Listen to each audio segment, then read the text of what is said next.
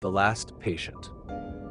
I'm a psychologist. I've treated countless patients suffering from paranoia, depression, psychosis, but there is one case that has haunted me for years.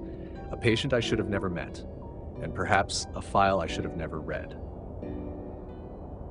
That morning, when I entered my office, a brown file lay neatly on my desk. I didn't remember placing it there. Patient number 207, Trundui Khan. Age, 32. Diagnosis: severe paranoia, obsessive delusion of being watched. Symptoms: claims an unseen entity is always observing him. I frowned. Paranoia-induced delusions of being followed weren't uncommon, but then I noticed something strange. Previous doctor: none. I blinked. A fully documented patient file, but no record of a prior psychologist? That didn't make sense. I decided to meet him in person. "Do you see it, doctor?"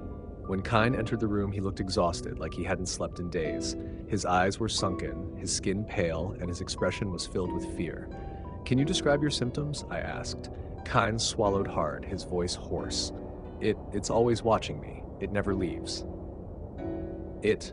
Who are you talking about?" He shivered. "I don't know, but I can feel it. In the corner of my room, behind me. In the dark. It never blinks." "Have you ever seen it?" Khan shook his head, his fingers trembling as they gripped the edge of the chair. "No, but I know it's there, even now." I glanced around the office. Everything was as usual. Warm lighting, neatly arranged books, curtains swaying slightly from the breeze outside. Nothing seemed out of place. "Are you sure?" I asked carefully. His eyes widened. "Doctor, don't you see it?" he whispered. "See what?" His gaze slowly shifted to the darkest corner of the room. "It's looking at you." I turned my head. Nothing. Just a blank wall. After the missing file. After the session, I decided to review his file again. But when I checked my desk, it was gone. I searched everywhere. My drawers, my shelves, the filing cabinet.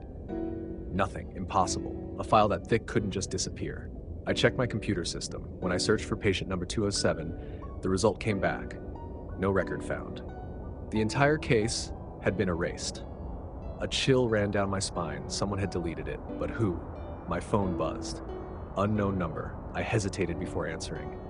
"Doctor, has it come to you yet?" It was Kane's voice.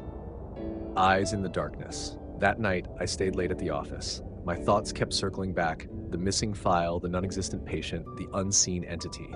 Close to midnight, I decided to leave, but just as I switched off the lights, something felt wrong. There was a presence. Slowly, I turned around. The office was dark, illuminated only by faint streetlights through the window.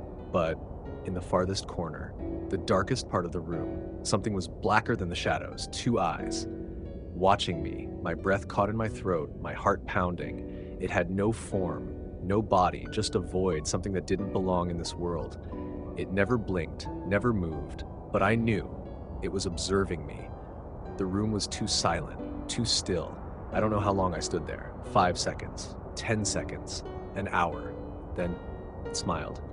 "Mash patient number 208. I don't remember what happened after that. The next morning, I woke up at home, but when I returned to my office, it was empty. Every patient file was gone, including Khan, including patient 207. No one at the clinic remembered him. No records, no traces of his existence. But when I opened my desk drawer, there was a new file. Patient number 208. Diagnosis: extreme paranoia. Believes an unseen entity is watching him. I froze. My name. I was patient Nomad 208. My hands trembled as I turned to the last page. There was only one sentence written in shaky handwriting. "It's standing right behind you."